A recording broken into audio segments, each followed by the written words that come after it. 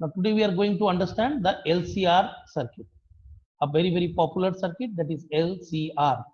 That means this L is for the inductor, that is L, C for the capacitor, and R is for the resistor.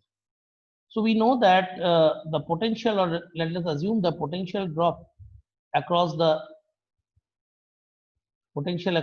inductor to be suppose VL, the potential across the capacitor, let me consider to be VC, and the potential across the resistor, let me consider that to be VR. So let me consider this to be VR. Okay. So let me consider this to be VR. Now, we know already that whenever we try to find out VL, what was the value of VL? VL equals to I into XL. What was I? I was actually the inductive reactance.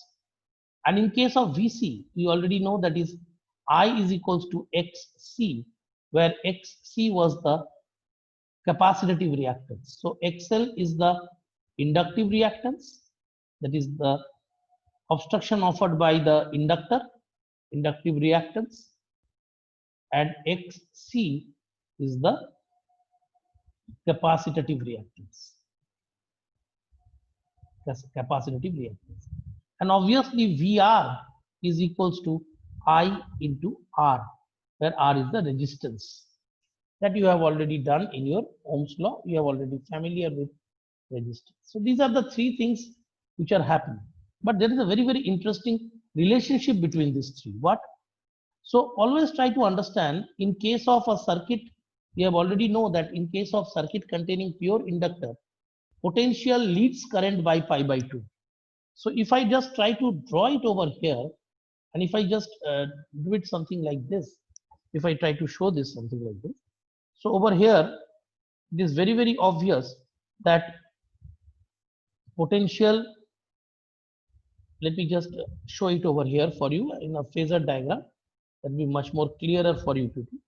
So you can see something like this. This is the suppose phasor diagram. This was your EMF that you have already applied. So this was the EMF. Suppose let me show the EMF like this. So this was the applied EMF, right? So this was the applied EMF. And now suppose the current generated by it, let me show the current over here. The current generated by it, suppose this is the current generated. This is the current. Now always remember one thing. You have seen that current and voltage across the resistance, they are always in the same phase. We have seen that before. So current and voltage, that is VR, they will be in the same phase. So let me draw the VR over here also. So they are in the same phase. So I just draw something like this. Here it is. So you can see very well the current and the voltage are in the same phase. Okay. We have already seen that if I just consider this to be the EMF, this to be the current, and this to be VR, we have seen that potential VL, that is potential across the inductor, it leads current by pi by 2. So if I try to show this, so the potential VL will be like this. So it leads current by pi by 2. So I will tell this is the VL. Now what should be the VC? VC will be actually lagging current by pi by 2. So if I try to show VC over here, this VC can be shown something like this.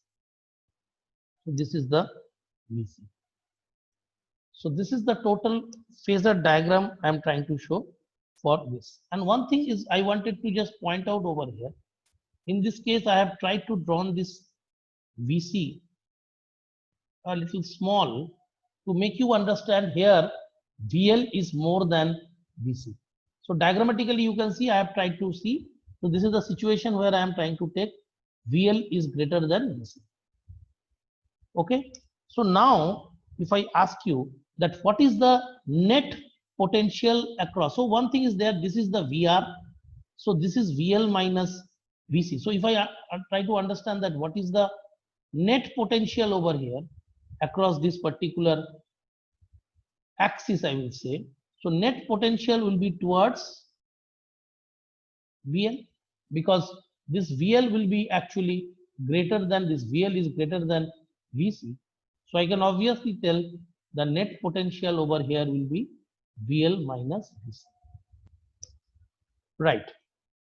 So if I just consider now the VL minus VC and I consider the VR only, and if I try to show something like this in this particular diagram, so this will look something like this. This is your VR and this is your VL minus VC. So this is your VL minus VC.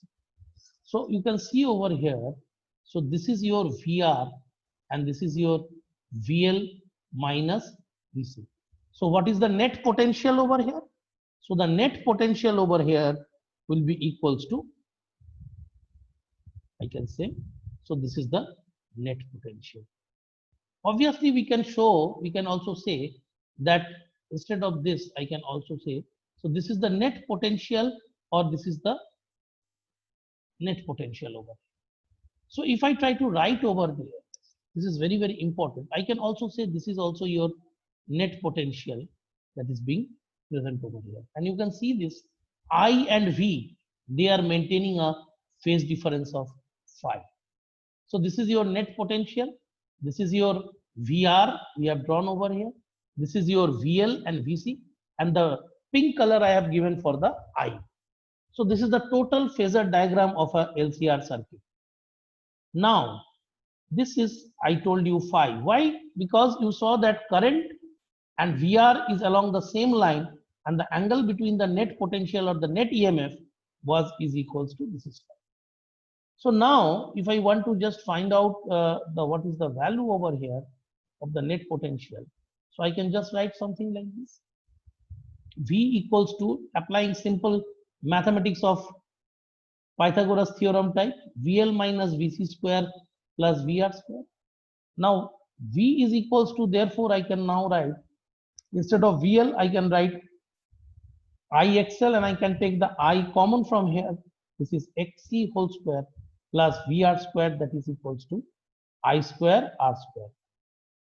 Now if I take I common from here, I square common outside, so this is equals to root over of XL minus XC whole square plus R square. So dimensionally, one thing is very, very important, children.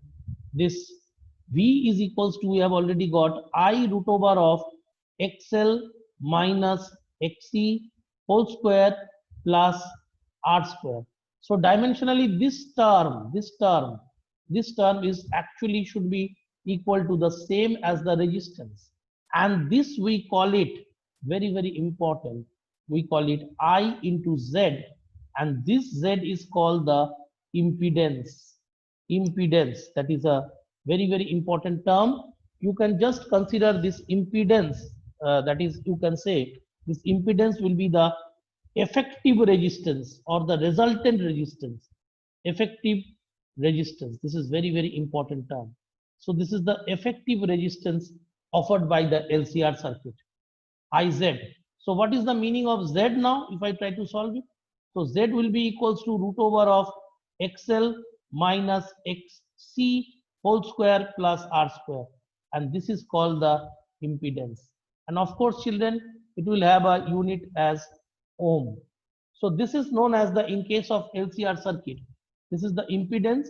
That means the inductive reactance is playing its role, the capacitive reactance is playing its role, the resistor is playing its role, and the effective resistance is given by XL minus XC whole square plus R square. Now I like to draw your attention for this particular diagram once again. You have seen over here that is tan phi is equals to VL minus VC divided by VR. So if I just quickly move on to the next page over here, I can write tan phi is equals to VL minus VC divided by VR. And we can also write tan phi is equals to, therefore, I bracket XL minus XC divided by I into R. I gone. So tan phi is equals to, therefore we got XL minus XC by R. So here phi is called the phase angle or the between phase difference between V, effective V and current. That is very, very important. Now here we have considered one thing I think you have remembered that here VL we considered is greater than VC. But there may be a situation also where VL can be less than VC. In that case, we can write the Z or the impedance as VC minus VL whole square plus R square. And in that case, one thing is very, very clear that this is a square term, so the magnitude will remain unaltered. So we can obviously write that Z impedance, that is impedance, that can be written as impedance can be written as XC minus XL whole square plus R square, provided VL is less than VC. So this is very, very important, provided VL is less than VC. So this is an important concept that you should try to understand.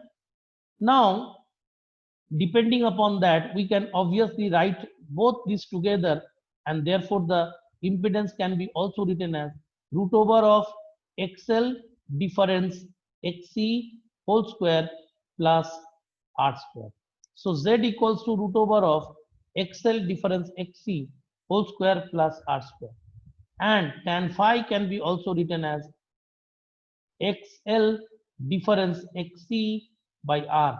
Depending upon whichever the value is greater, we'll use that way. Another interesting concept that I want to tell you, children, since Z is equals to root over of XL minus XC or difference XC whole square plus R square, for a particular frequency, XL can be equals to XC. If XL equals to XC, then what can I write? That means inductive reactance equals to the capacitive reactance. In that case, 2 pi FL will be equals to 1 by 2 pi FC. Therefore, F square is equals to 1 by 2 pi root over of 1 by LC. So I can write, therefore, F square is equals to 1 by 2 pi LC, or we can also write F is equals to 1 by 2 pi root over of LC. And this frequency in which XL becomes equal to XC is known as resonance frequency. A very, very important term in our concept of AC, that is resonance frequency. Now, children, if XL equals to XC, what will be happening to Z? So Z will be equals to R. That means in this case, the LCR circuit, so under resonant condition,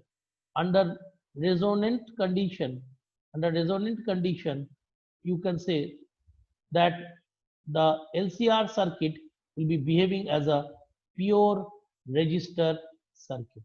Pure resistor circuit. And also Z will be equals to R, and here current is maximum because Z basically is minimum. Z is minimum. So this is the total concept of LCR circuit which I tried to explain, and under resonant condition, this is a very, very important concept of AC, that is resonating condition. Z is equals to